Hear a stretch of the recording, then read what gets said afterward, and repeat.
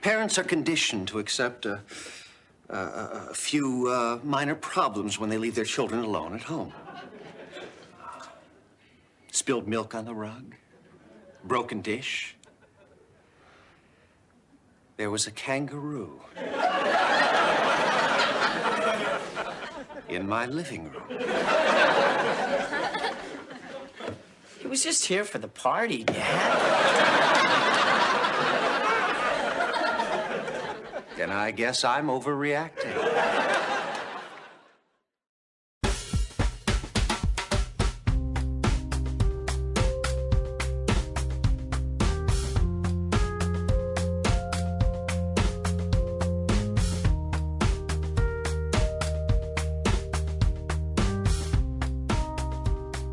Hey everybody, welcome to Sitcom Kaleidoscope.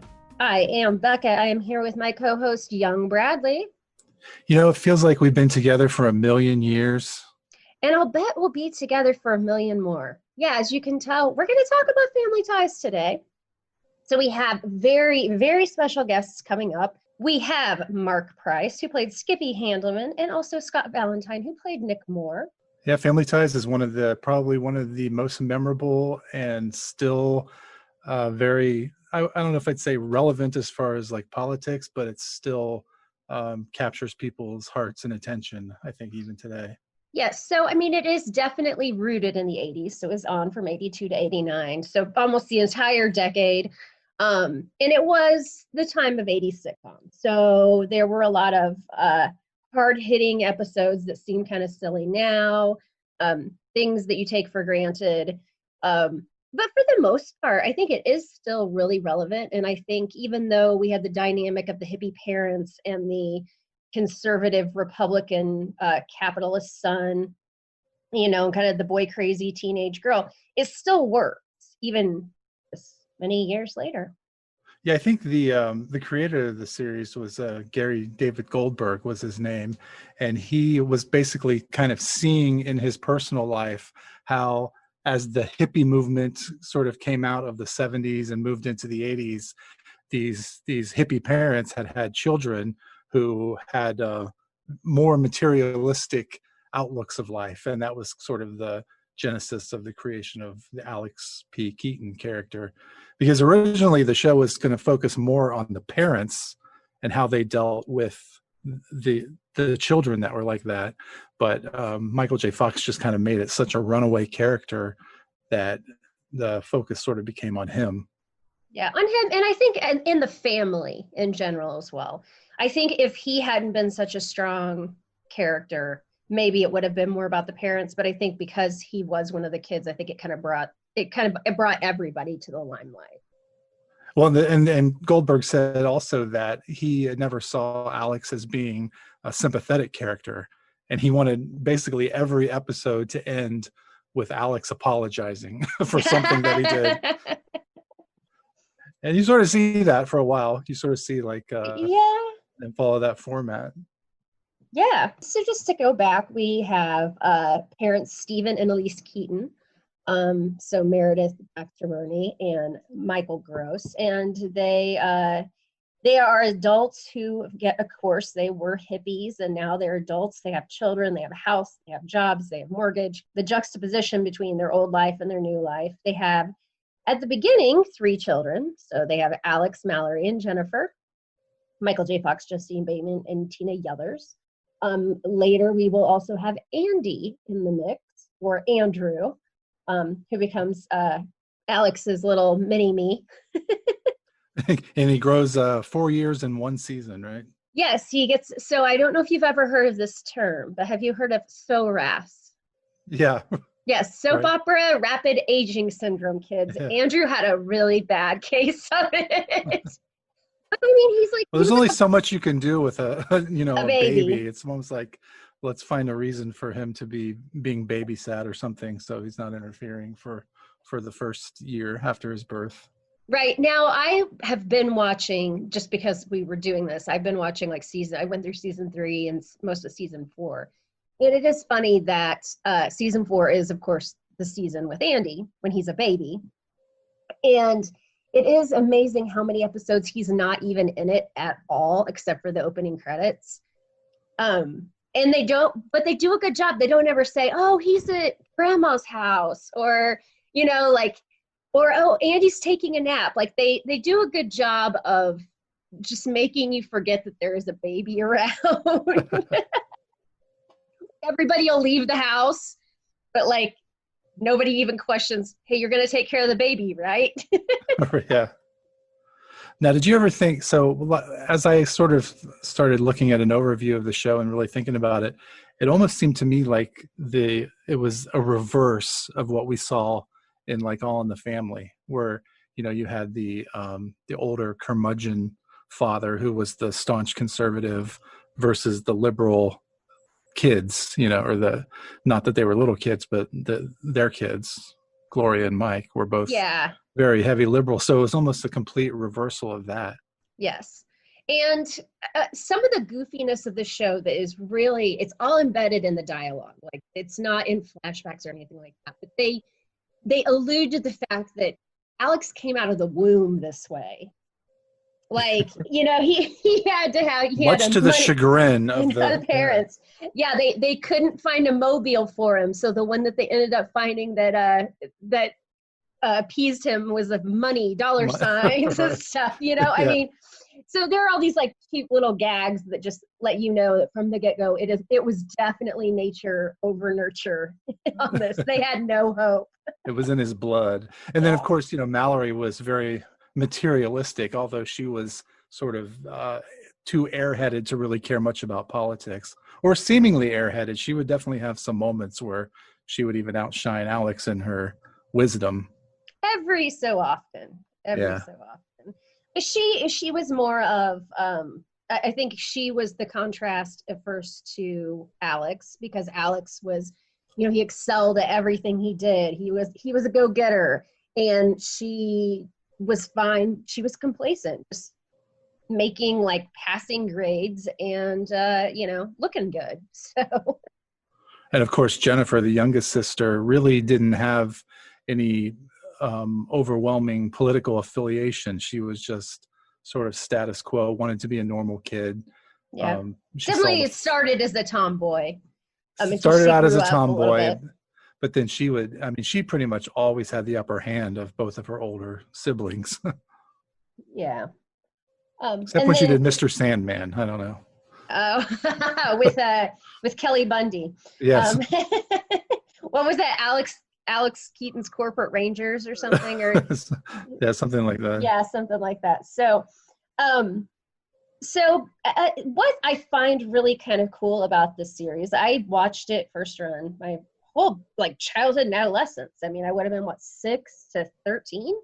I mean, so I really did grow up with the show and watched it the whole way through. And so it's kind of weird when you like kind of binge a show versus having watched it, you know, watched an episode every week and, you know, watched maybe 20 episodes a year, that kind of thing. But I think that it's notable that they changed the show up several times, and it was never like a cousin Oliver kind of moment or anything. Like when they threw Andy in, they threw him in, well, like really essentially season 3 because Meredith Baxter Birney was pregnant.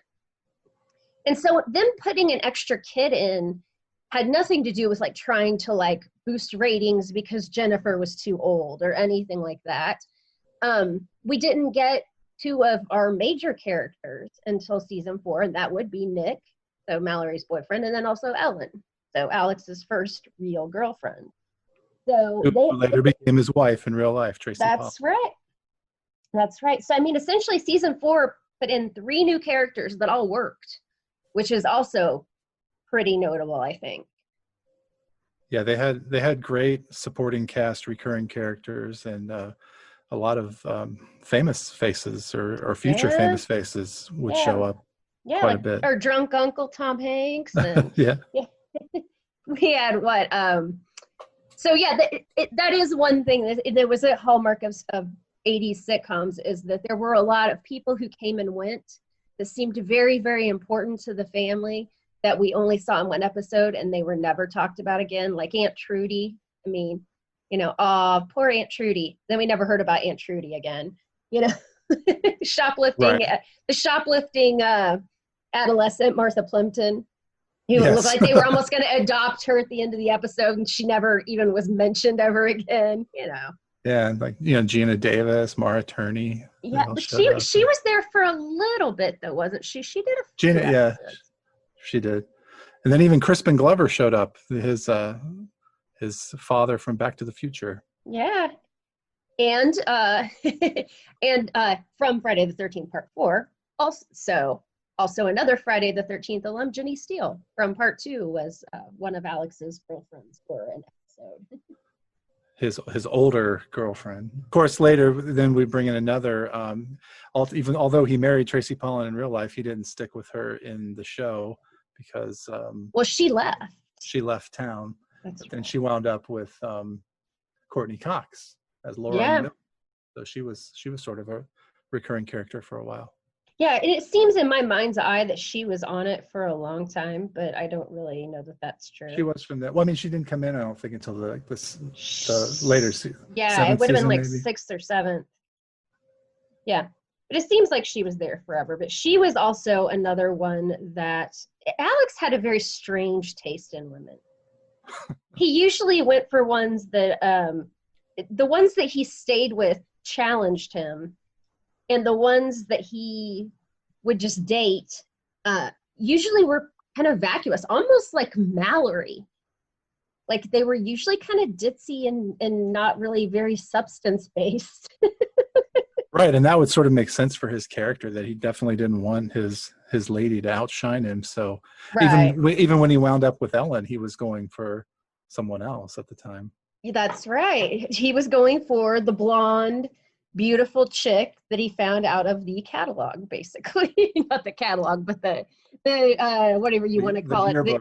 Yeah, like it's like the student, whatever. I don't know. I've never been to a school that actually just handed you a book with everybody's like name and where they live. But The original Facebook. there we go. It really was.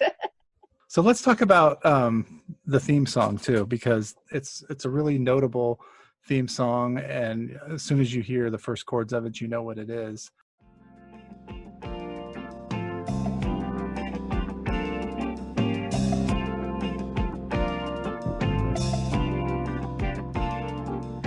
I bet we've been together for a million years. And I bet we'll be together for a million more. And it was a song that was written by Jeff Barry and Tom Scott. The one we're all familiar with was the one that was sung by Johnny Mathis and Denise Williams. Mhm. And of course, they're both very famous in their own right. Johnny Mathis had, Chances Are back in the 50s. And then he actually did a song that predated Family Ties from 1978 called Too Much, Too Little, Too Late with Denise Williams as well. And then Denise Williams went on and did Let's hear it for the boy. Footloose, right? But the original song, the original version of the song was sung by a couple of interesting people. Dennis Tufano, who was the lead singer of the 60s band The Buckinghams. And they're the ones that did, Kind of a Drag and Hey Baby, they're playing our song, Yeah. And then the person who sang it with him was Mindy Sterling, which is the same Mindy Sterling who was in the Austin Powers movies. It's Yeah, Barbicida. Barbicida. Yeah. Scott! Yeah, that one. I bet we've been together for a million years. And I bet we'll be together for a million more. Yeah, so Just tugs at the heartstrings, doesn't it? it does. I mean, I can see it in my head. Like even the little first part where it's like, what would you do, baby, without us? And then it goes like, donk. And like, and they have different things that they put in. Like for the longest time, it was Alex scooting across his room in a chair and he hits his desk like a eureka moment. Yeah. And Isn't that then when that's when he's on the speed, wasn't it? Yes. And then you have like later it's like I think it's he picks up Andrew and like dunks him in the nose, like kind of boops him in the nose, you know, for that little dunk. But that painting always bothered me because when you first see it, it's just the pencil outline. They put that big glob of red paint on there. I know. It's like, how did they get it so, you know, it ends up looking almost like a photograph. And they start out like they're paint by numbers or something. It killed me as a kid. Every time I see that red paint go on Mallory's shoulder. Yeah. I'm like, how did they get that so perfect? I'm sorry. I'm glad I'm not alone in that Yeah. feeling. Yeah. That was probably the series' only flaw was that big red glob of paint. Glob of paint in the shoulder of Mallory's shoulder pad. Yeah. And I never understood too, like when I was a kid, because I'm clueless about art now, but I was really clueless about it. Like I didn't understand at the end how like she had like, it was like white shadowed. Like, well, how did they put that over all that red paint? Like, how did they get like Easy. They didn't. It was Mm-hmm. Michael J. Fox won 3 Emmys for his character. So the show did get some notice during its run. He won from 1986 to 88. Every year he won the outstanding lead actor in a comedy. Then they got another Emmy in 1987 for outstanding writing and a Golden Globe too. It was a cultural phenomenon, I would say. I mean, it was something that definitely, you look at some things like the Brady Bunch we talked about, wasn't incredibly popular when it came out, but it has become kind of a cult thing. Family Ties was very much one of the top shows for many years. I mean, it was part of must-see TV. Right. That was probably, I mean, because I was a teenager at the time, that would have been my most memorable nostalgic lineup was when, you know, they had the Cosby Show at 8, followed by Family Ties, and then Cheers and Night Court. Wait, you said it just like the commercial too. Like they would always do like Cosby Show at 8, followed by Family Ties at 8. I watched a lot of TV. Yeah, and it just kind of gets ingrained in your head because every person who ever did that for any of the networks, they said it exactly the same. Yeah, I mean, there were some good lineups over the years. And back in the 70s, of course, you had the Mary Tyler Moore, Bob Newhart show and all that. But, you know, I was too young really probably to appreciate it at the time. So this would be my nostalgic favorite lineup. Hey, and did you notice when you were kind of looking into this that who directed the pilot episode? No, I didn't. We had brought him up on our very first podcast, that name that you always would see, Assad Khalada. Oh, okay. Yeah. Good old Assad. The one that we both thought was a fake name. It was an alias. For those that don't know, a lot of times you get very famous directors for pilots, even if the pilot may or may not take off, because once you direct the pilot, you get residuals on every episode after that. So, which is amazing. I mean, if you had directed the pilot for Family Ties, for example, I mean, the show ran for 7 seasons. He was seeing money on every episode, whether he was involved with it or not. Oh, hey, I'm looking at trivia just because, you know, I didn't look at a lot before. I'm just kind of looking at some of the random trivia. Did you know that Meredith Baxter Birney and Michael Gross were each born on June 21st, 1947? Of course I know that. I just put that up on the Sitcom Kaleidoscope page. I wish you a happy birthday. Oh, and you know what? I think I even thumbs up that, but I didn't really I guess I didn't I don't know, because it's just 2 days before my birthday. Yeah, it is. And they were the exact same birthday, born on the same day. I mean, what are the chances of that? Yeah, I remember one of my first interactions with Scott Valentine was when I put up a birthday message about them, and he commented, and I said, "And did you realize they were born the same day?" And he didn't realize it either. Well, they probably. So I can't be too upset with you for not. Yeah, that's true. I mean, he was probably there for ice cream and cake at least a couple times, and he didn't remember. Yeah, but he's a great guy, and I know you had a very special fondness for him. And yes. In a couple minutes, they're waiting out in the hall. We're gonna call him in here and talk to him. The magic of podcasting, kids. Yeah. Skippy Handelman was the neighbor who was the same age as Mallory, and in love with Mallory, hopelessly in love with Mallory throughout Now, the entire run. did they ever actually say that he was a neighbor per se, like that he lives? Yes. They did. Because, Okay. because there's even a point in one of the episodes that I know, the one that we will talk to the guys about, Full for Love, the one that actually is Skippy and Nick centric both, where Skippy is kind of deciding he's gonna give it a shot with Mallory. He tells Alex that it's no fair. He's known her longer and he's closer. And then he looks out the window. He goes, I can even see my house from here. So, Well, there you go. yeah. And you also remember, like, when Alex tells the story of he ran away when he was a little kid. He only got as far as Skippy's house. So, yeah, I'm pretty sure that I'm thinking next door or across the street at least. And that's how Alex had such intimate knowledge of the couple times that Skippy got his head stuck in that banister. Yeah. Yeah. One of my favorite jokes.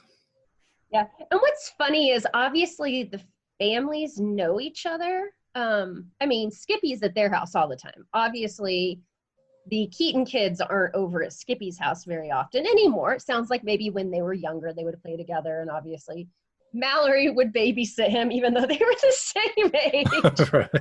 But we don't have a lot of reference to Skippy's parents, the Handelmans, being friends with the elder Keatons. Right. I think you only see them on 2 occasions. Yeah, just a couple times. So, yeah, maybe they're just a little too good for the Handelmans, huh? Or so they think. Yeah. But Skippy was a nice little juxtaposition. He kind of came in sometimes, and sometimes he brought some humanity to Alex, which was kind of nice. Because Alex, you could tell, really did like him, and he did actually help him quite a bit. And then, of course, you know, his kind of his swooning over Mallory was much annoyance to her, but you know, was comedic and cute. But then we had Nick coming in, and Nick really did a couple things for the show. Like, I mean, first of all, and we'll talk about this a little bit, he was supposed to just be a kind of like a one-shot, one-episode kind of character. And they liked him. He had a good dynamic, and so they left him on, and he was on for the rest of the show. But he brought a couple things to it. And the first one is that he was even crazier than Mallory. And I think that it was the whole thing that the parents couldn't fathom any kid that was going to be harder to deal with than Mallory.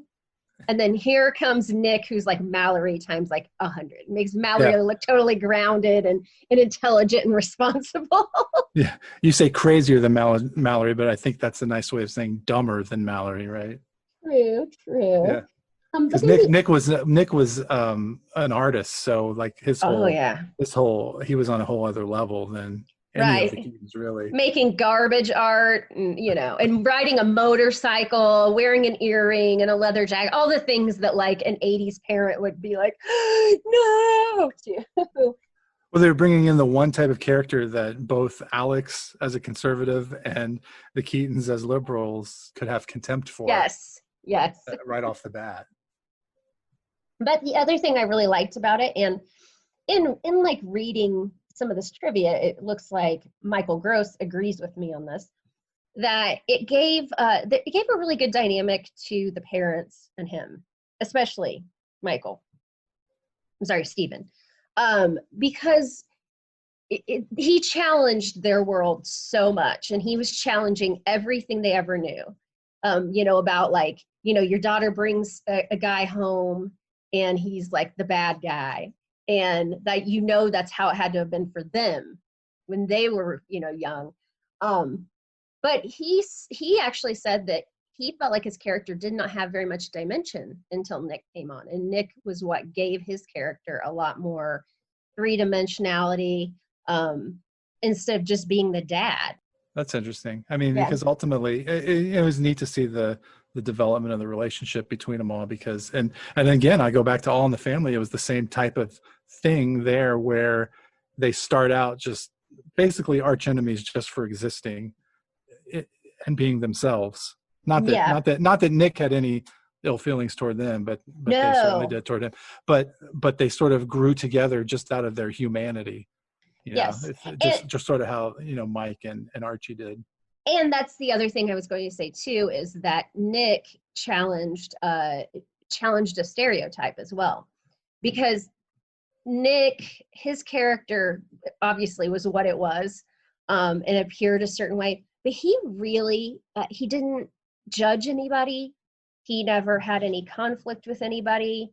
He was very just nice and grounded. Even when Skippy was trying to hit on Mallory, he didn't get bent out of shape. He was just like, hey, Mal, maybe you should talk to him because he really has liked you for a long time. He was always the one who you wouldn't think would be the rational one, who was always more rational than any of the other characters. So, well, with that, maybe we should actually bring in the two actors who played Skippy and Nick. What do you think? See if they're ready. Okay, I'll go in the green room and check it out. All right. So, without further ado, we have Mr. Marc Price, Skippy Handelman here. Hello, everybody. And also Scott Valentine, Nick Moore. These are two of the greatest guys and absolute TV legends now. They played both love interest of Mallory. I wouldn't quite put the phrase it that way. Well, one was interested. Oh, good point. The other one was interested in. I don't know.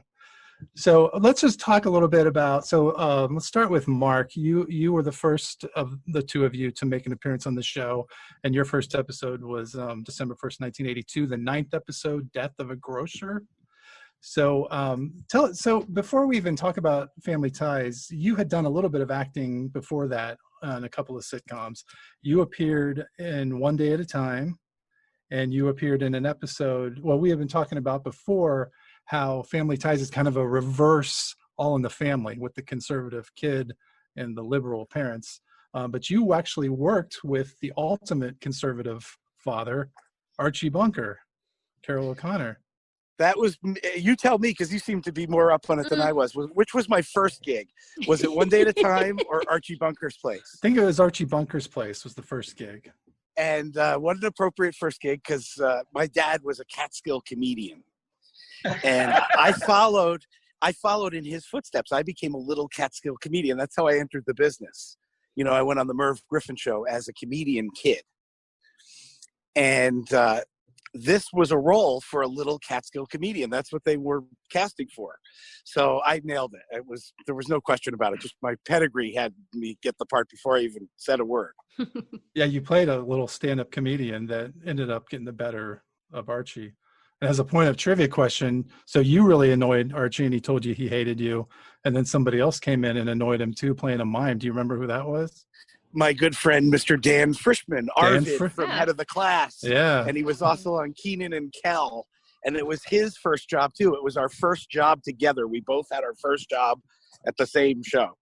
He was covered in white paint. You had it a little bit easier. He didn't have any lines, technically, because he played a mime. Because he was a mime. I got gifted with a great line. So, what's your name? Hey, Bunker. I didn't ask what you were built like. I asked what your name was. Seriously, where are you from, Pop? Ha. Too tough for you? Watch my lips. Where are you from? So then from there on, so how did you, tell us how you got the role on Family Ties? So I had done the other sitcom, and I felt very comfortable at Paramount Studios. Scott, I don't even know if you know all of this, but because my dad was a Catskill comedian, when we showed up in Hollywood, it wasn't like everybody was dying to meet my dad or anything. At that point in the 80s, Catskill comedians were already considered corny, and they were on the washed up type list. And it was a new era. That's when young people took over TV. Remember, you follow shows of all eras. You know that for a long time, old people were on sitcoms. Right. And that really kind of changed partially with Family Ties, and certainly in the 80s, it became all about young people. And since then, it's gotten crazy. Now it's rare you even see an older person one time on a show. But in those days, they were still on the show. And so a friend of my dad's was Phil Foster, and he played Mr. DeFazio, the cranky dad of Laverne on Laverne and Shirley. Yeah. Of course, yeah. And so he was renowned for helping people get their starts in show business. He was really a big supporter of young talent. And there's a lot of people that were like grateful to him. I remember seeing people come up to him and thank him, and people that had roles in big movies and stuff like that. He got somebody a role in the movie Splash. You know, I remember that. And so, but with me, he took me to Paramount Studios, and he knew I was into it. He knew, he could see my eyes and everything. And he said, he took me to Laverne and Shirley. So I started spending a whole day just on the set of Laverne and Shirley. And then we made our way over to Happy Days and we watched them a little bit. And I just didn't want to leave. And he could tell. And he was like, well, why don't you come back all week? And so all week I had a special pass to come into Paramount Studios. He said, if anybody asks you, you tell them you're Phil Foster's nephew and to leave you alone. And so I didn't even need it, though, because it was pre 9/11. It was just a different world. If you walked around like you knew what you were doing, nobody even questioned it. And so I went to all the studios. Scott, you might not know this. I went to the Taxi and Bosom Buddies. That was the first time I met Tom Hanks before he came on Family Ties. He came over and schmoozed with me a little bit. He wasn't famous. We didn't know who he was. And he certainly didn't know who I was, but he saw I was a kid and he came over and did comedy with me and stuff. It was pretty cool. And Mork and Mindy. It was an amazing week for me, and that made it very comfortable when I came to audition for Family Ties. I knew the process. I was literally the very, park where we prepared for the audition or whatever was a place that I had sat and ate lunch when I was visiting that week. I mean, it was just great. You mentioned seeing some graffiti that was left by the Brady Bunch there at Paramount too. Well, hold on now. I get Scott to help us out on that one. Do you remember any of that? Because we used to draw on the walls and on the set behind the doors and stuff, and then we saw some from them. I guess they had used some of the same sets. No, I didn't know we had Brady Bunch graffiti. What an honor. Holy man. Yeah, cool. That's how we figured it out to do that, I think. I think that's what led to us. Because you remember we used to graffiti up the back of the sets? Mark, you and some other folks were dallying in that sort of delinquent behavior. I was just a fine young man behind the scene. Right. Scott was straight edge. Come on. Yeah. Exactly. Uh-huh. And we all smoked earrings. cigarettes. It was all a look for the character.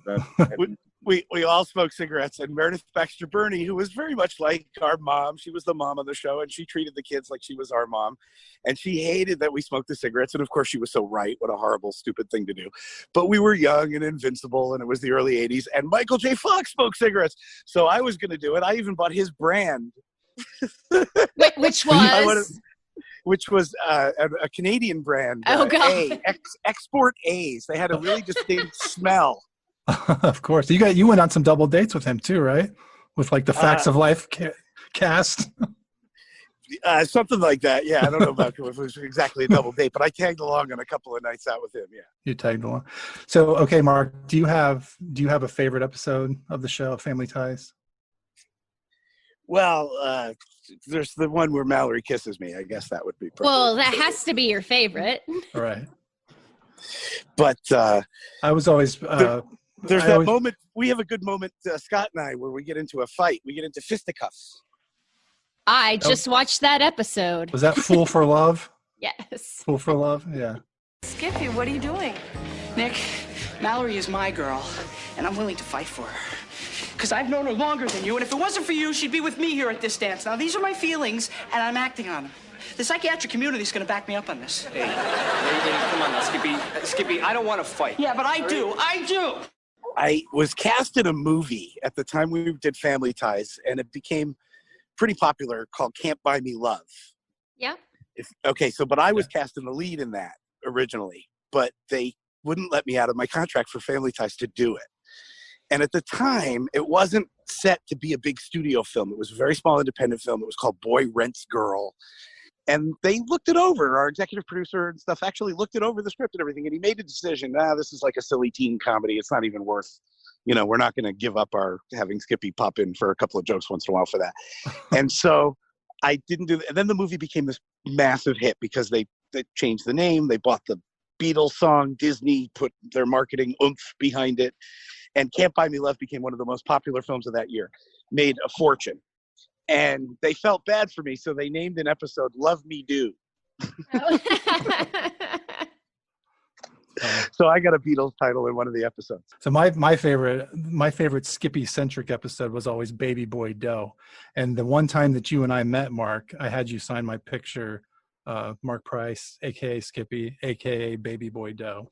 No, I'm with you, Brad. That is definitely my favorite Skippy centric episode, because it's really where you start to see his home life. I mean, he's always popping into the Keatons, but we don't ever see Skippy's wonderful parents who make him go to bed at like 9 o'clock and treat him like a child. Hello, Alex. Is baby boy here? I thought you might get hungry, so I brought you your favorite. Peanut butter and carrot sandwiches. We just want you to know that we love you with all our hearts.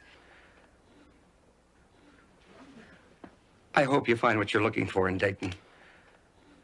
I hope you find Dayton.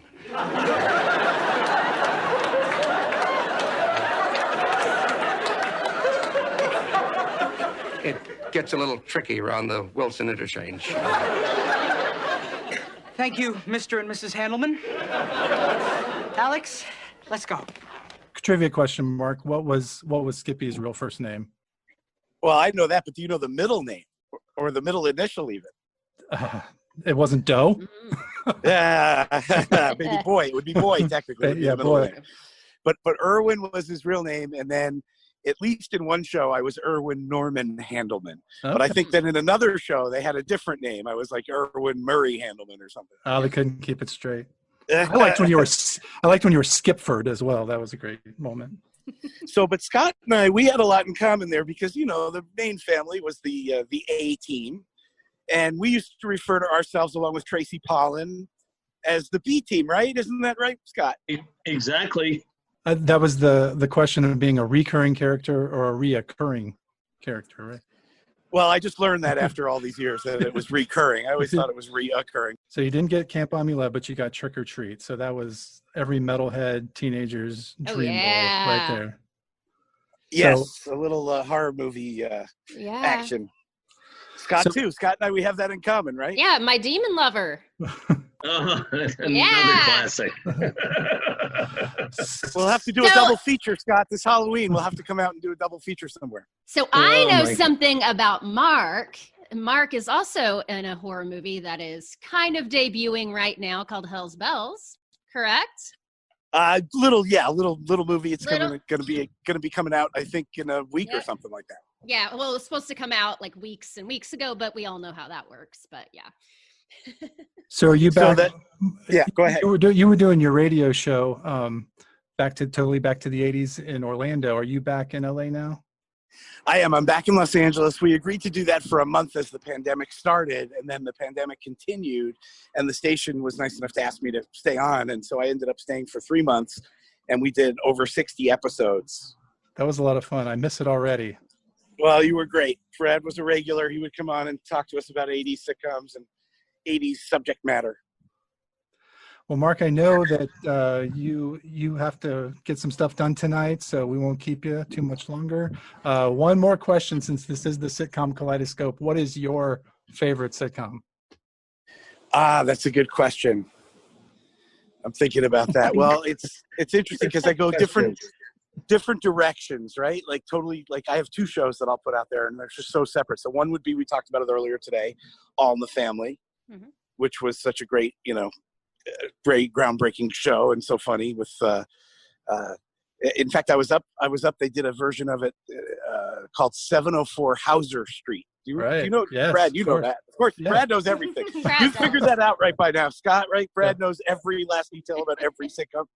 Yeah, he's one of them kind of people. Yeah. I was up for the young Rob Reiner role, but I just couldn't nail it. The casting guy had such high hopes for me, too. He really wanted me to do it. And I just couldn't quite be exactly like Rob Reiner. He kept trying to get Gloria. he had me like say the lines like that. But anyway. You still got to be part of the universe, at least. But then I like Philly shows too, like Green Acres. Ebb was an incredible inspiration for Skippy in a lot of ways. Tom Lester was an amazing character and an amazing guy. Definitely, when we were putting together Skippy, we were thinking of our heroes at the time, which was Ebb and, Gomer Pyle and Goober. That's awesome. And where can they find you now? Because you do a lot of stand-up comedy. Is that correct? 50 cities last year. The tour was going great this year, but we got cut off. And now the question is when it's going to start up again. How is it going to work? We did one show so far since the pandemic, and it was a drive-in comedy show. We're like a drive-in movie where everybody stays in their car.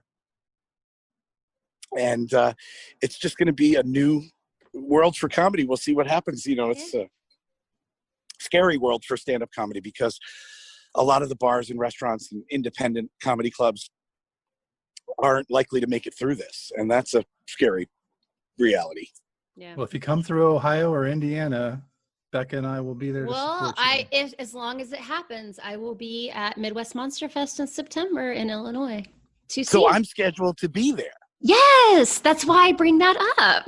But we don't know exactly. We'll see what's going on then. By September, who knows if hopefully everything's all cool and we have a great time. Those photo ops won't be the same if you have to wear a mask. And stand 6 feet apart, but you know. Right. So, all right, guys, you're the best. I'll let you talk to Scott. I feel bad. Scott, you and I are going to have to get together and have our own little meeting. Yes, a COVID-approved meeting, Marky. Separate cars. We'll do a drive-in meeting. Nothing but love for you, brother. Nothing but love. Likewise to you. So enjoy your talk, and you can tell them embarrassing things about me. It's okay. Yeah. Well, thanks, Mark. We'll just talk about you. Yeah. We'll just keep mentioning that you got your head stuck in the banister, and that's why you're not here. Brad, you're something else. All right, guys. Kaleidoscope away. All right. Thanks, later, Mark. brother. Love your guts, Scott. No, I love your guts. The world loves both of your guts. Yes. All of your guts, both of your guts. Yeah, I don't know. Either way, it sounds kind of weird. Mark's such a good guy. Is he gone? He's gone. He's gone. So we can talk No, we can talk about him. No. So yes, Mark is a great guy, but I don't think anyone tops Scott Valentine because he is one of the nicest, most giving and friendly guys you will ever encounter. And he's got a wonderful family, and he is going to go down in history as being Nick Moore from Family Ties. Now, he began his career on the show in 1985, October 17th, in the 4th season. He was on the episode appropriately titled Mr. Wrong. Stephen, we're not at war.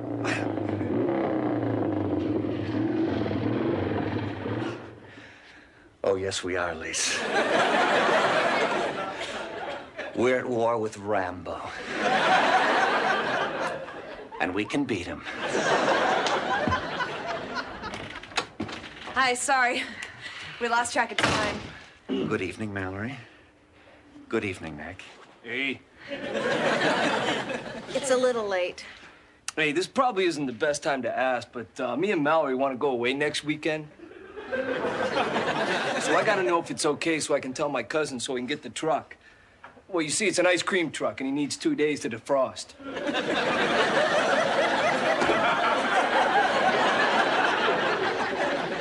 Probably not the best time to ask. That's what I figured. Hey, good night. So I know you were doing some acting, though. So what were you mostly concentrated on? Stage? Primarily stage. What I was concentrating on prior to Family Ties was getting a job.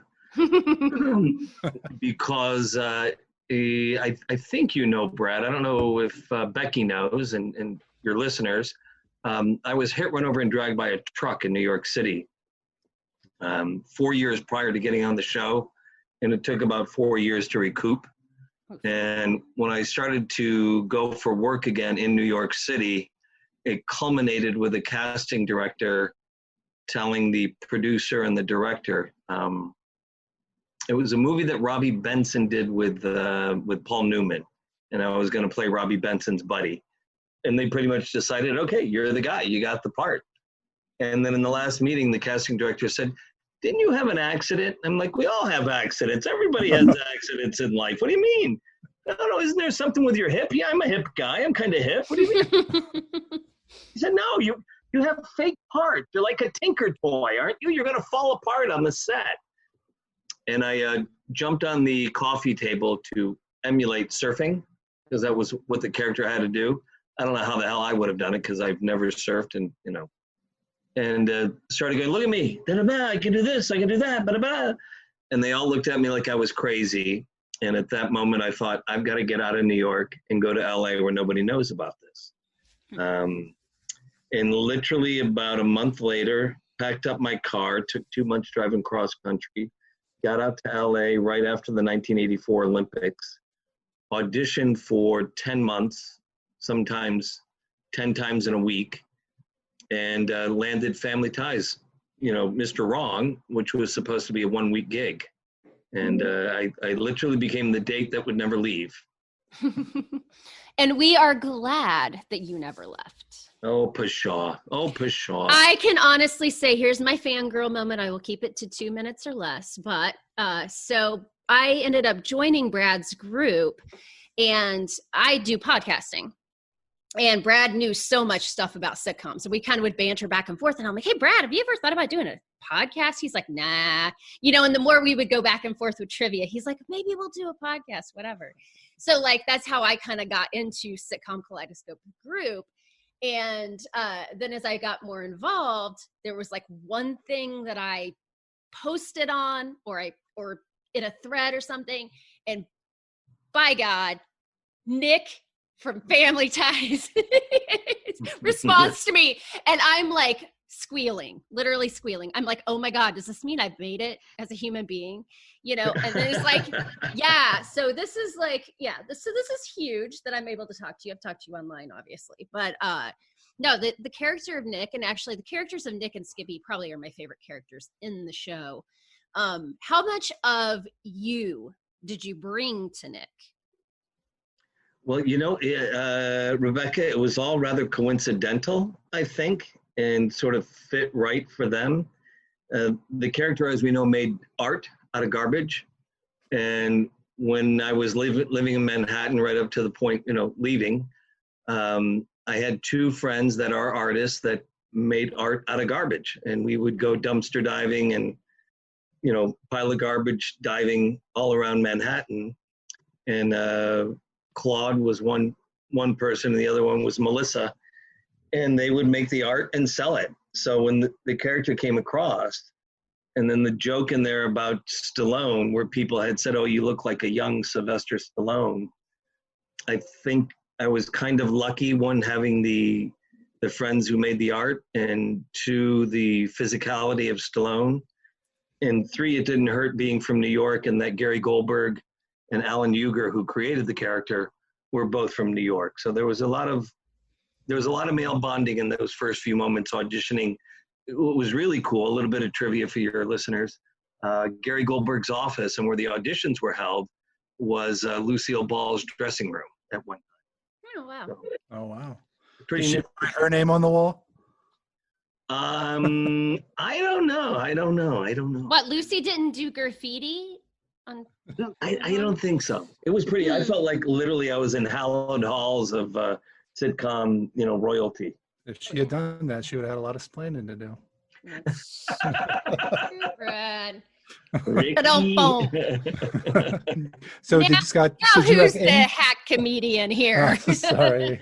Well, we lost our other comedian. He's got his head stuck in the banister. Rebecca, isn't he? He's so good, and Brad has such a voluminous amount of knowledge with regard to sitcoms. It's encyclopedic. It's incredible, and I am so my main focus when I do podcasting and my passion is horror, which he knows some about, but like I'm used to being the one who can pull all this information out of my ass about stuff. But man, yeah, so I come over to the Sitcom Kaleidoscope and I'm like, I feel like an idiot. Like, ooh, I don't know who like cross-referenced with these 4 different shows. Come on, Brad does. Not only is he that, and yes, he's here, and it sounds rather pandering, but he is a damn fine individual. He's such a good guy. Is. Such a good human. He is. So back to the Brad Farrell show. Yeah. No, let's talk about Brad as if he's not here. Yeah. I got my head stuck in the banister now. It's so big. So, Scott, do you have any favorite episodes or favorite memories or favorite moments from the show?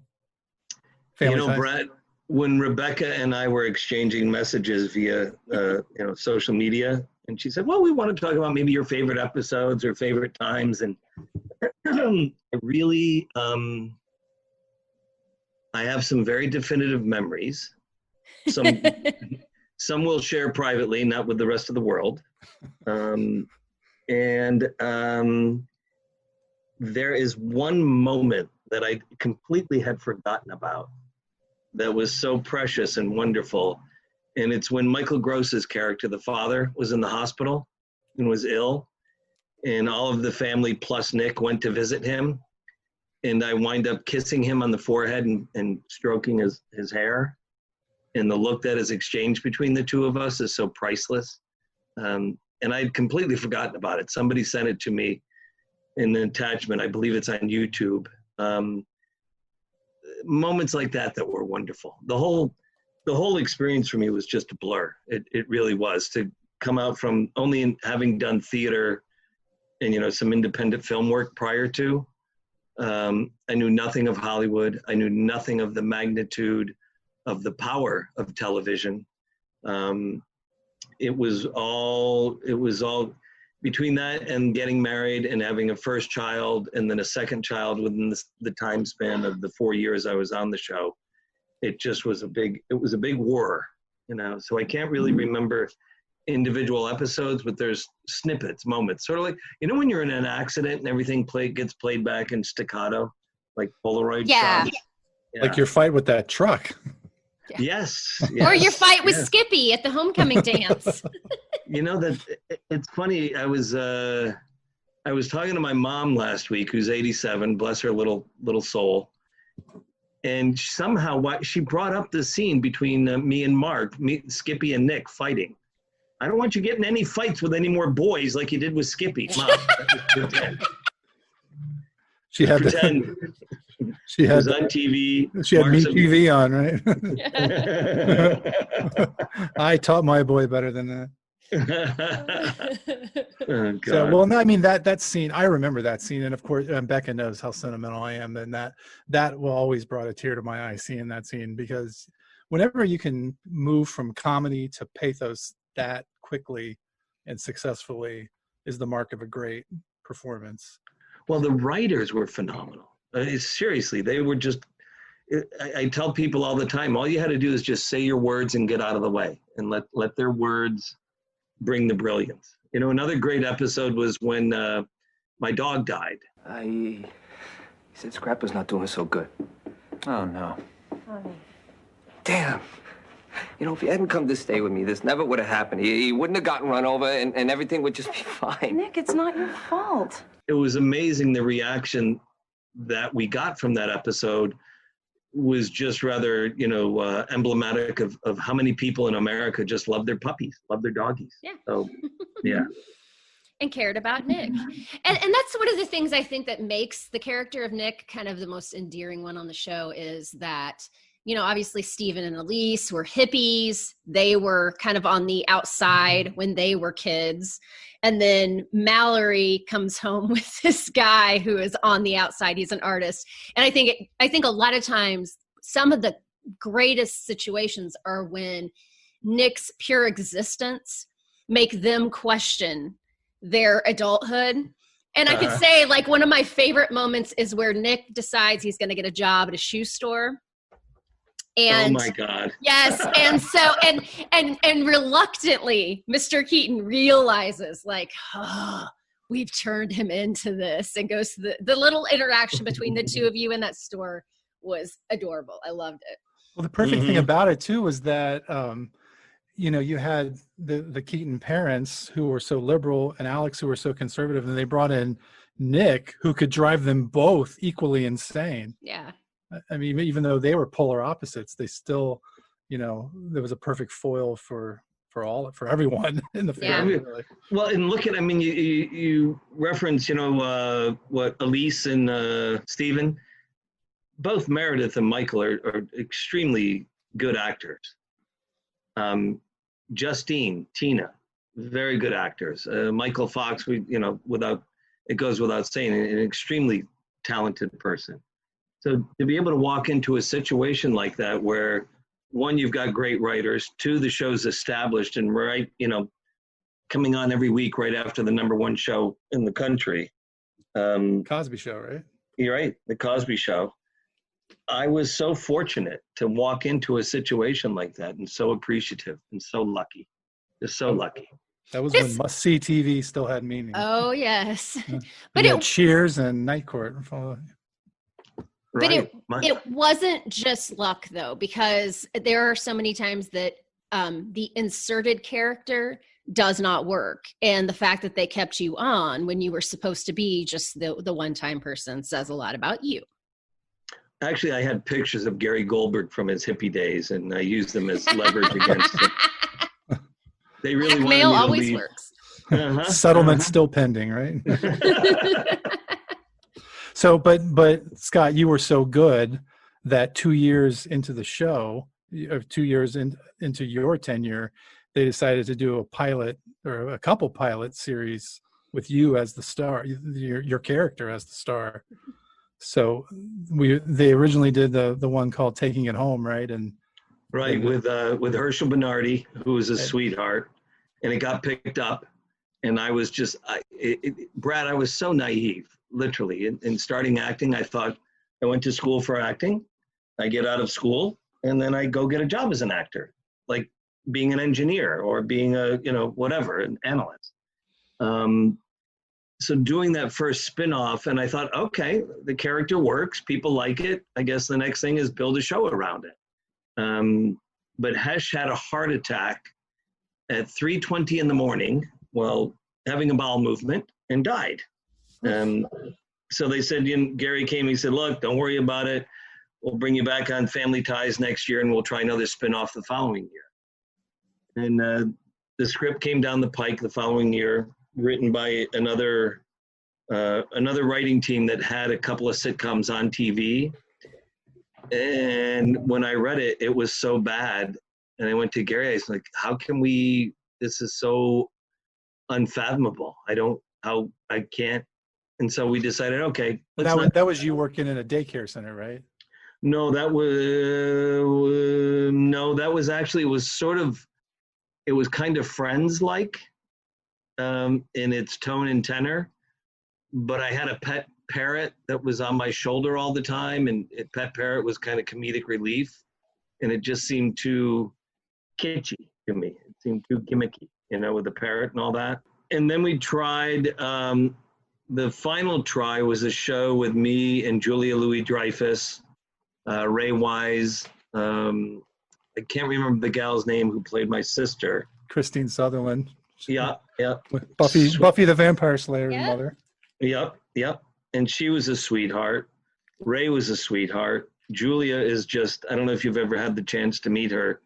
She's just an extremely charming, grounded, kind, empathetic individual, which is even all the more special before she even had any note of notoriety, considering the family that she came from. And to be that cool was like, wow, what an exception. We did the show. It went well. They edited it. And Gary Goldberg and Brandon Tartikoff got into a fight.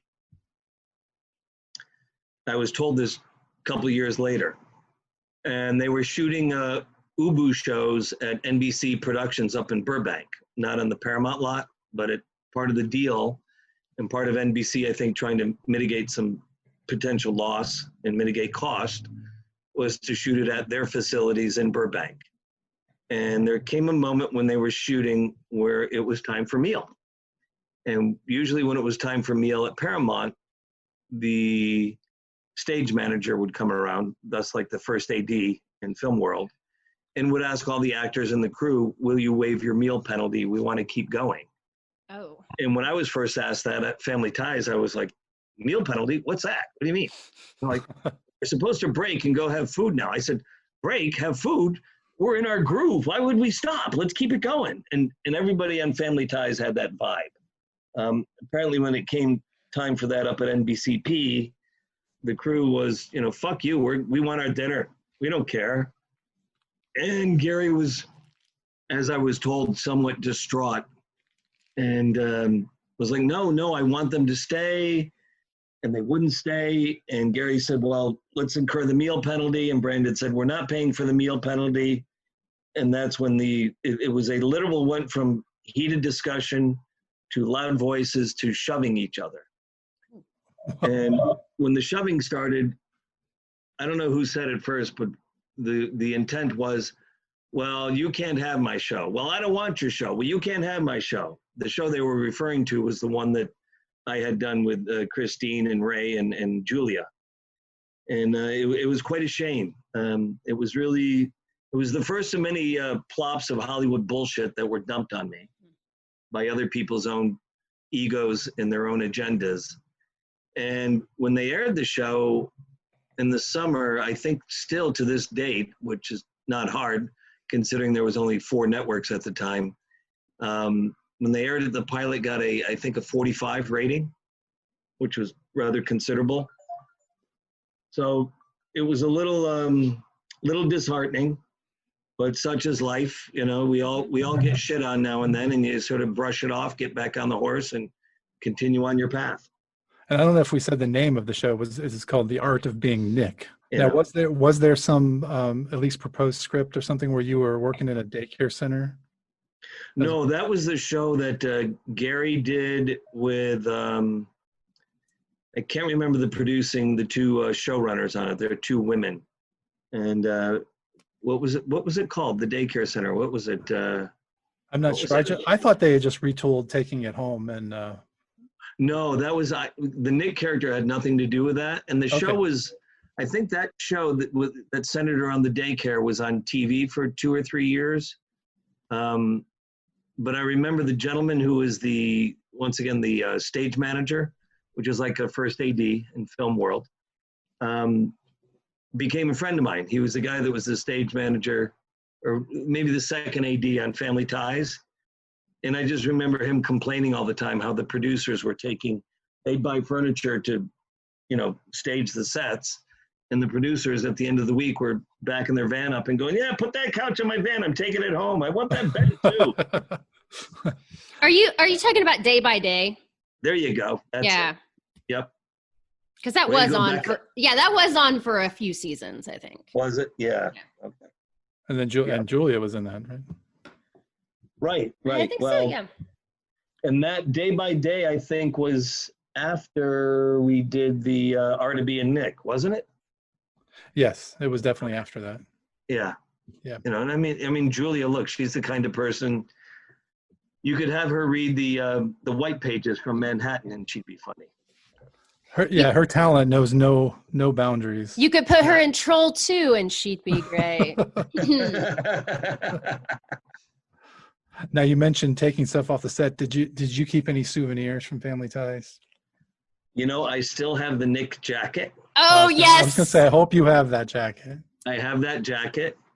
And my honey, who's a friend of yours, is going to have it mounted and encased in some sort of plexiglass frame thing or whatever. Now, can you ask her if I can at least try it on when I come out to visit next time? Absolutely. Absolutely. Before we mount it. You're gonna taint the Nick jacket. Now, does he get to wear the earring too, Scott? Well, and I still have the earrings, Becca. I was going to say the other thing.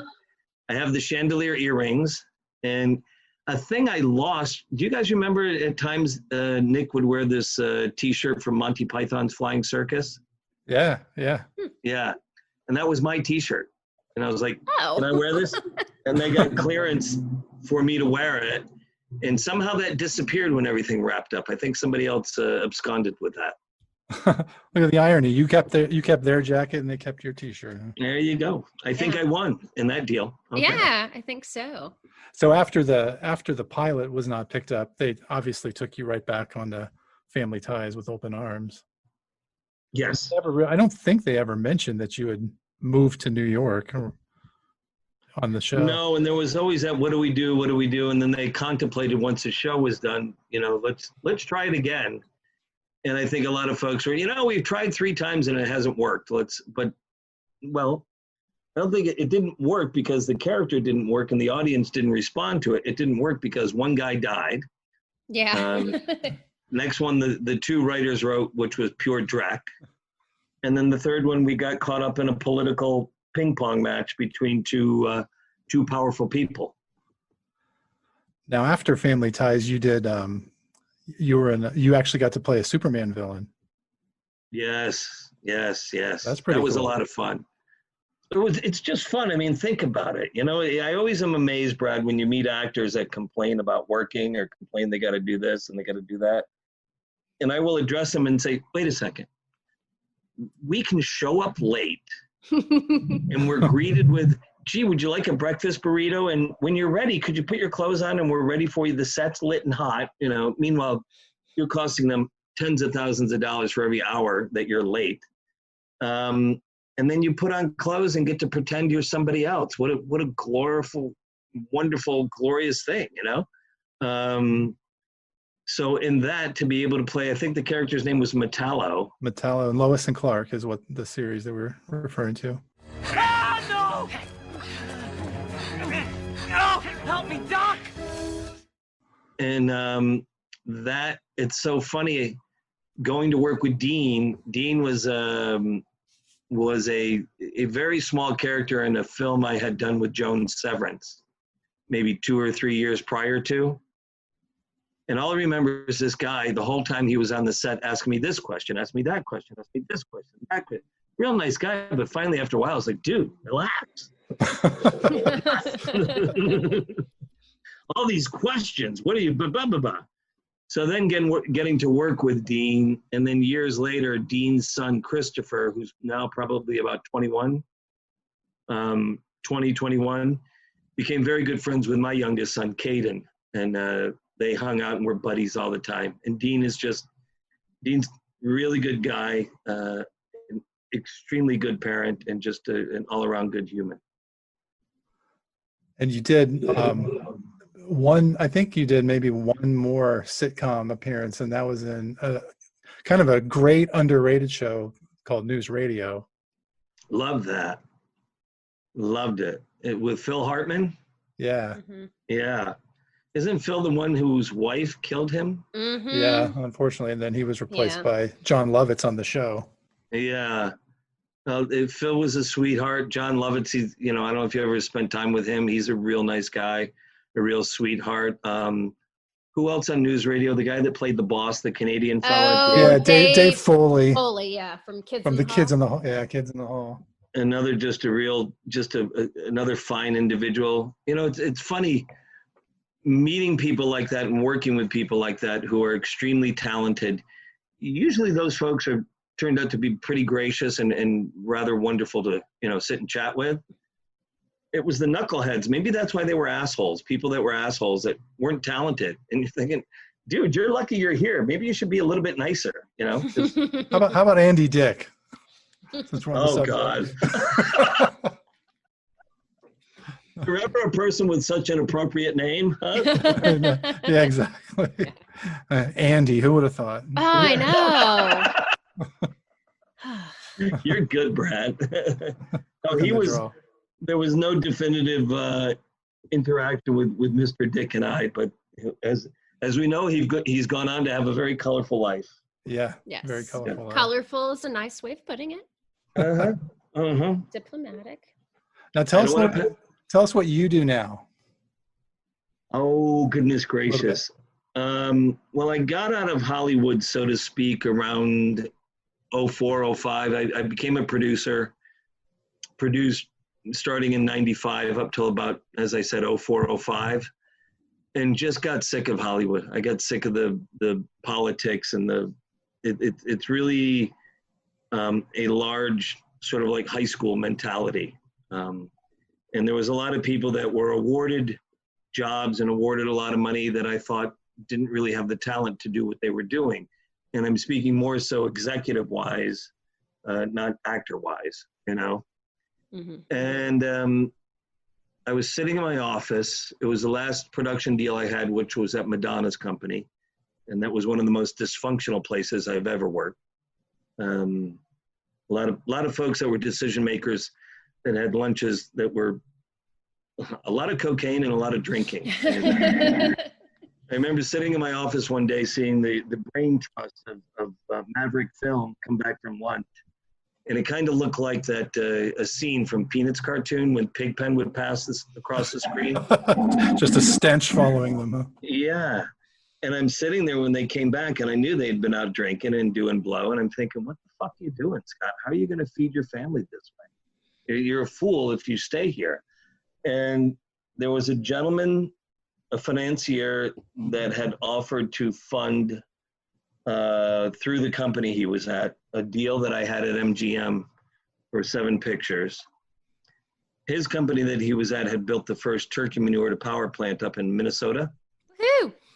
And there was a woman that I was working with that is now my business partner and has been my business partner for 15 years. And she has a master's degree in engineering and a master's degree in finance. And I knew that she had built from the ground up, ran and operated a few waste to energy power plants. And I thought, you know what? This guy's got money. This gal's got the brains. Why don't I marry them together and maybe we can get something going?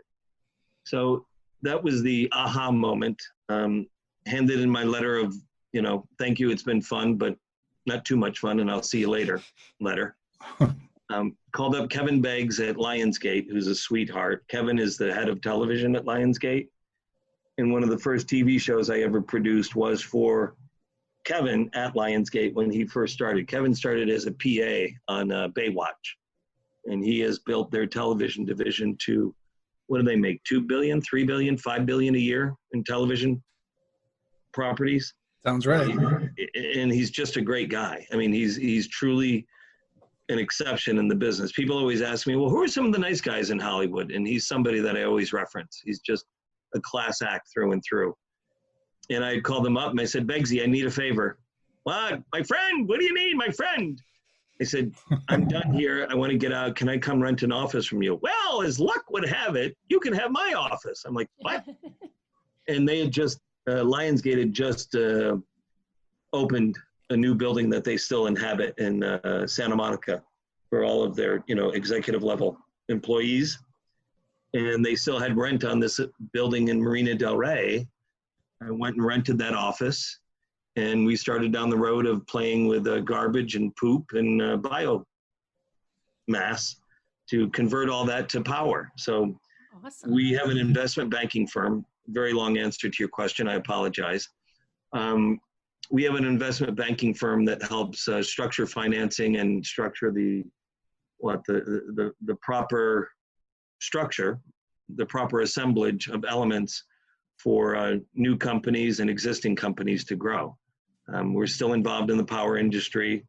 We're involved right now in another, which I can't say the name because we're in contractual negotiation, so I want to make sure they get closed and I don't want to taint it at all.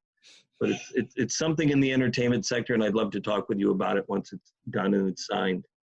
And we still play with garbage and poop to make power. And it was very funny. Gary Goldberg and I went to lunch before he died, 07, 08. And I told him what I was doing. And he laughed and he said, "You just can't get away from garbage, can you?" I was going to say, yeah, you had so much exposure to garbage and poop, Well, I said, the good thing about this garbage, Gary, is at least it knows that it's garbage. In Hollywood, they call themselves a starlet or an agent or a director, and they're actually garbage. So, so it's a wonderful thing. And people say, well, that must be so much better than Hollywood, all the knuckleheads in Hollywood. There's just as many knuckleheads in the real estate business and the energy business and, other sectors we've played in. There's just, there's assholes everywhere. Mm-hmm. So, true. Yeah. For sure. So that's been, and it has been fun. The fun part of it is structured finance is literally not, what you're doing is bringing together various elements and different pieces of capital to marry them together to fund the transaction. And just as you're bringing together various, kind of like a movie, you're finding a great script, a great director, great editor, great cinematographer, all the pieces you're knitting Putting together. the pieces together, right? And here we're still, and people said to me, how do you know this? How'd you go from like being the idiot on a sitcom to doing finance? And I said, well, I'm still the idiot, but I'm just, we're just, and really you're plugging the right pieces in together. And thank God, as you get older, you realize more and more what are the right pieces and what are the wrong pieces. Yep. Yeah. Well, it sounds like you're doing very well. I know you are. You're doing very well for yourself, both in business and with your family. Dude, I'm so lucky. I've got, you've seen pictures. I've got 4 great sons who I love dearly. They love me. The greatest, what's the greatest thing, Brad? When they greet each other and when they leave each other. Now, these are men. They're no longer kids. These are men from 21 to 34. They always greet and depart each other with, I love you. And to me, I think that's one of the biggest achievements I've been able to have as a parent, You've instilled that good moral compass. God, I hope so. I just want. That's what you brought to the character of Nick. Yeah, actually, it is true. Yeah, I just, we all want it. Let's treat each other nice. Just be nice. Right. Be equitable. And if you don't want to deal with me, you think I'm a complete asshole, then say you're a complete asshole and I don't want to deal with you. Then fine. Everybody has their opinion. Yeah, there's lots of people in this world. We don't have to associate with the ones we don't. Exactly. We're lucky that, the Rebecca Reinhardts and the Brad Farrells don't come along that often. And, Oh, I know. We're terrible. You better mention Eva, too. Is she listening? Yes, she is. Little Eva Schultz. Tell her hello. My little Eva. We said she could join in and tell all your dirty stories. She's Nick listening. Babylon. She's on mute, but I'm sure she won't talk. Hi, honey. She's a great gal too. She's so. One last important question: What was your favorite sitcoms? Oh, dude, come on. You had fair warning. He asked Marc. I know you asked me like 2 weeks ago, Rebecca, and I started to break out in sweat when you asked me then. No, that was just your favorite episode. No, yeah, not favorite sitcom. Not necessarily what you worked on, just what you enjoy. Okay, just think of, well, you guys are younger than me, but if we go, there's not one favorite sitcom, but there's by decade. Mm-hmm. Remember watching the Munsters and the Addams Family, right? Hey, we did a show on that. And then loving even before that Hazel. Remember Hazel? Of course, yeah. And then Evie's favorite sitcom, That Girl. I loved That Girl watching that. And Bewitched. And then All in the Family was a great sitcom. And getting to that. And then other stuff, last night as I lay there not being able to sleep, the show Mom with Allison Janney. Yeah. And Anna Faris. They do a great job. Allison Janney's a phenomenal talent. She's a very talented person, and look, I'm going to say, and people go, oh, what a putz. The show that Charlie Sheen did with John. 2.5 Men. Yeah, 2.5 Men. It was good when it was good. It really was. It was hilarious. Yes, it was sexist and improper, and I don't know if it would get greenlit today, but they were very funny. And that Laurie fella is a very good writer. To reference any sitcoms that are on right now, it's funny. Another thing that started happening to me when I wanted to get away from acting, my best acting was walking into the room and going, wow, this script is really, it's really, man, somebody put a lot of time into this. And I didn't want to say it was a piece of shit, but I didn't want to say, wow, and lie and go, it's really good. Because it wasn't funny. It was belligerent. It was mean. It was, and I don't think mean or belligerence is funny. Although a lot of times now that seems that is mistaken for comedy. Yeah. Especially if that's all there is to it. Yeah. And I'm not a mean person, so it doesn't resonate with me. So have you been over to the Warner Ranch that was formerly the Columbia Ranch? No, why? What'd they do? Well, I've just been sort of really studying it recently. I get into these things, and I I try to figure out where things were filmed a lot. And, you know, because you mentioned Bewitched and Hazel, and those houses were right next door to each other there. Oh my God. Wow. And then, so have you seen the sitcom The Middle? Yeah. I think so. That house is right across from the Bewitched house. So a lot of times you can see the Bewitched house and the Hazel house in the background, you know, when they're showing out from the house. So that's the kind of stuff that fascinates me. You know, when next time you're back in town, we ought to go out in Santa Clarita. There's the Disney Ranch out there. Yeah. Very few folks know of it. I've never worked on it. We've rented it for other movies as a producer. And they've got these beautiful like city sets and huge and wonderful. It's just amazing. And like you, I love going and visiting. You know, remember where the Batmobile would pull out of the cave? Mm-hmm. Right. And I've seen that. I can't remember where it is in LA, but it's like, and you look at it, you go, oh my God, the magic of film, they made that look so remote and so, you know, just closed off and all that. And it's like right on the side of a busy road. It's just amazing. And then the other place I'd like to go is out to the ranch where Charlie Idiot Boy, Charlie Helter Skelter. Charlie Manson. Oh. Yeah. What was the name of that ranch? The Spawn Ranch? The one they kind of portrayed in Once Upon a Time in Hollywood. That sounds right.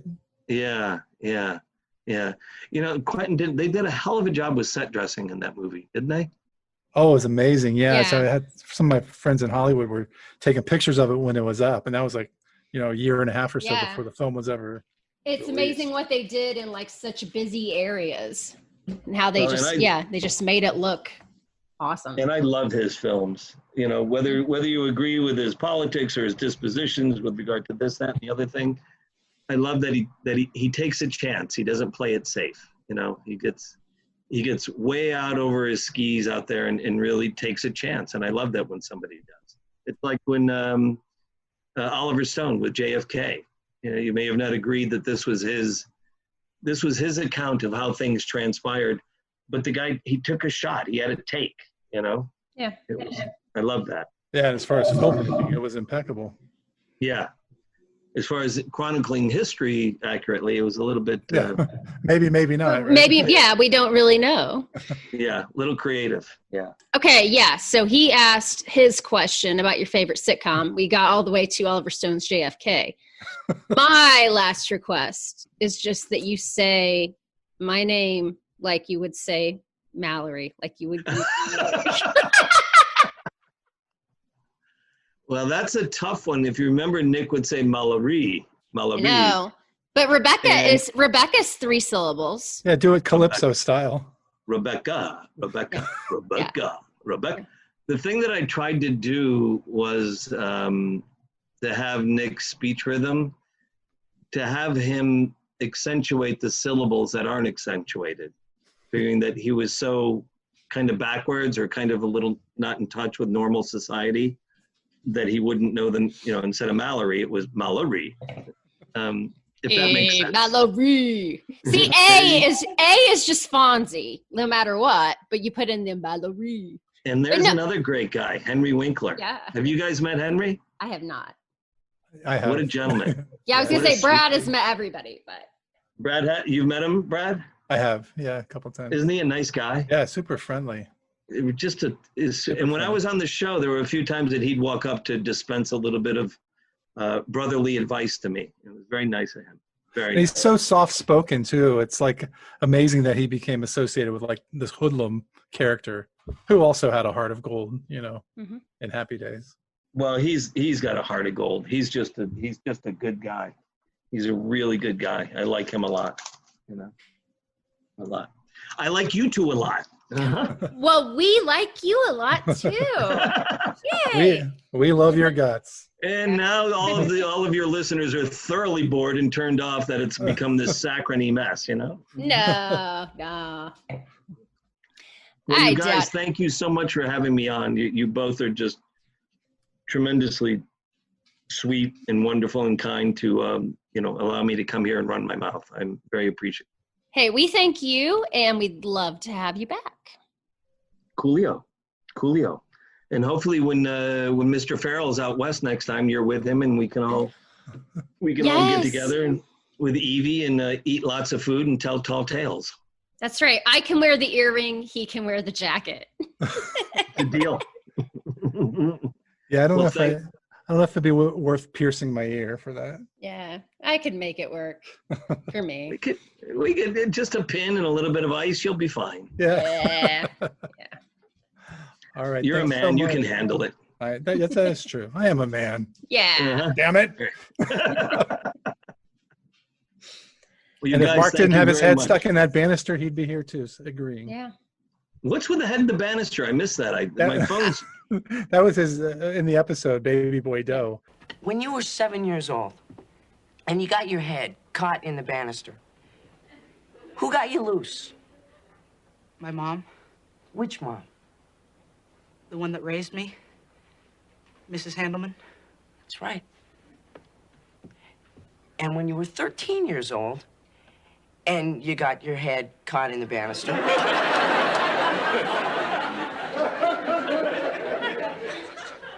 who got you loose? That time it was my dad, Mr. Handelman. Skip, if it wasn't for those two people, your head would be stuck in that banister right now. Mark's such a sweet guy. He's such a good person. Not a mean bone in his body. Well, maybe when all this stuff is over, all four of us can hang out and have a live show. Oh, yeah. That'd be fun. Yeah. Oh, yeah. All right. Well, you guys, thank you so much. I've got to get back to work, go break some more rocks in the salt mine. All right. Thank you very much. Thanks again, Scott. Love to Thank you you. guys and say hello to Eva for me. I'll give Evie a big hug and a kiss for you, okay? All right. Sounds good. All right. Bye, Becca. Thank you. Thanks. Bye. Thanks, Brad. Bye-bye. Bye. Sit, Ubu, sit. Good dog.